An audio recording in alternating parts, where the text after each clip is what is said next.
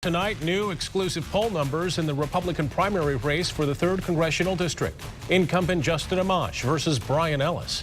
It is a race that continues to draw attention. Commercials from candidates and outside groups have become standard fare on TV and radio around the region.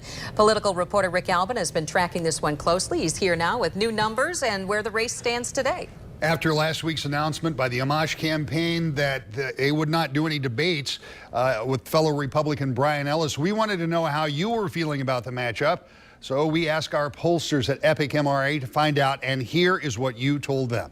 If the election were held as of last week, June 10th and 11th to be specific, 47% of you said you would vote for Justin Amash, the incumbent congressman. 27% say they'd vote for Brian Ellis, the challenger. That's approximately the same 20-point spread that we've seen in other polls. But when you add in those that say that they are leaning toward one candidate or the other, the margin stays about the same, still about 20 points. 55% say that they will vote for Amash or are leaning that way, and 35% they will vote or are leaning towards Ellis. As I say, the margin remains the same.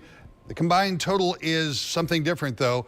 The total for Amash is above 50%. That's an obvious advantage, and it means that if those numbers were solid as of last week, that the undecideds wouldn't come into play. But again, as always, this is a reflection of the 814 people who responded last week. It's a snapshot of a moment in time. There's a margin of error of 3.5%.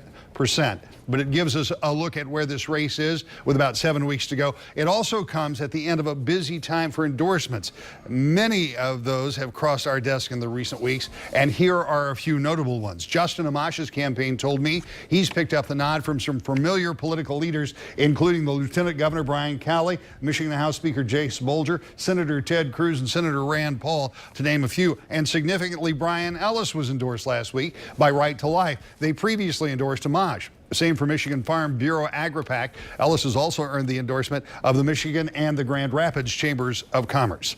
Now, these are all creating an interesting situation with both camps pushing ahead in a big way. Ellis showing in the last FEC filing that he had about 2/3 as much money as Amash. Amash showing continued strength in polling, including in this most recent poll. And interestingly in that, if you go through the breakdowns of all of the counties and all of the regions, Amash is ahead everywhere. It's not just in one place or another. Some places by larger margins, some places by smaller. But that's where we are as we get ready for the primary election about 7 weeks. And of course, the general election will follow it all the way through in decision 2014. All right. Okay. Thank you, Rick. Thanks, Rick. Now to your